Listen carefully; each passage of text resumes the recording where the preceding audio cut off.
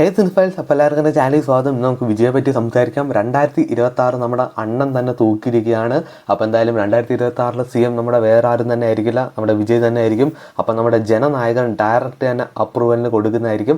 Cinema എന്തായാലും ഈ 2 മാസത്തിനുള്ളിൽ എന്തായാലും വരുന്നതായിരിക്കും.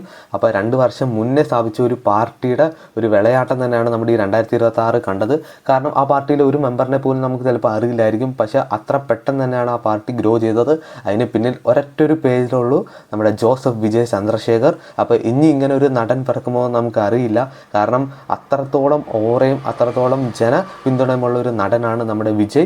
അത് തമിഴ്നാട്ടിൽ ഉണ്ടെങ്കിൽ പോലും നമ്മുടെ കേരളത്തിൽ ഉൾപ്പെടെ മറ്റ് സംസ്ഥാനങ്ങളൊക്കെ ഒരു വൻ ഫാൻ ബേസ് ഉള്ള നടൻ തന്നെയാണ്. അപ്പോൾ എന്തായാലും ഒരു വിജയ്ക്ക് ഒരു കൺഗ്രാജുലേഷൻ. അപ്പോൾ നമ്മുടെ തമിഴ്നാട് അടുത്ത CM വിജയ് തന്നെയാണ്. നമ്മുടെ വിജയനെ പുച്ഛിച്ചേറും, പിന്നെ ഇൻഡസ്ട്രിയിൽ ഉള്ളവർ തന്നെ അദ്ദേഹത്തിനെ പിന്തുണച്ചില്ല. പിന്നെ സ്വന്തം കുടുംബത്തിൽ തന്നെ കുറച്ച് പ്രശ്നങ്ങളൊക്കെ ഉണ്ടായി.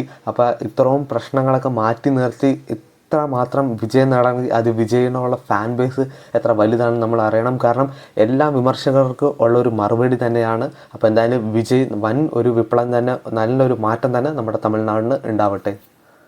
ഇനി നമ്മുടെ മോളിവുഡ് ഇൻഡസ്ട്രിയിലേക്ക് വരാം. നമ്മുടെ പാട്രിയോട്ട് അങ്ങനെ 61.25 കോടി നേടിയിരിക്കുകയാണ് ഈ ഒരു 3 ഡേയ്സിൽ.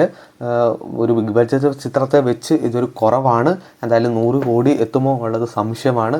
എന്തായാലും നിങ്ങളെന്തായാലും പോയി തിയേറ്ററിൽ പോയി കാണാം. നിങ്ങളുടെ അഭിപ്രായങ്ങൾ എന്തായാലും രേഖപ്പെടുത്താം. ഇനി അടുത്ത അപ്ഡേറ്റ്, നമ്മുടെ സൂര്യയുടെ കറുപ്പ് എന്ന ചിത്രം UA സർട്ടിഫിക്കറ്റാണ് ലഭിച്ചിരിക്കുന്നത്. ഏതാണ്ട് 2 മണിക്കൂർ 30 മിനിറ്റാണ് സിനിമയുടെ ഡ്യൂറേഷൻ. അപ്പോൾ എന്തായാലും 2026 നമ്മുടെ സൂര്യയുടെ കംബാക്കും ഉണ്ടാവട്ടെ. ലാലേട്ടൻ്റെ ദൃശ്യം 3 എന്ന സിനിമ മെയ് 5 മുതൽ നമ്മുടെ USA ബുക്കിംഗ് സ്റ്റാർട്ട് ചെയ്യുകയാണ്. അപ്പോൾ അവിടെ റിലീസ് ചെയ്യുന്നത് മെയ് 20 അപ്പോൾ എന്തായാലും നമ്മുടെ കേരളത്തിലെ ബുക്കിംഗ് ഉടനെ തന്നെ സ്റ്റാർട്ട് ചെയ്യുന്നതായിരിക്കും. അപ്പോൾ ഇതുപോലത്തെ OTT സിനിമ അറിയാൻ വേണ്ടി ചാനൽ സബ്സ്ക്രൈബ് ചെയ്യുക, കൂടെ സപ്പോർട്ട് ചെയ്യുക.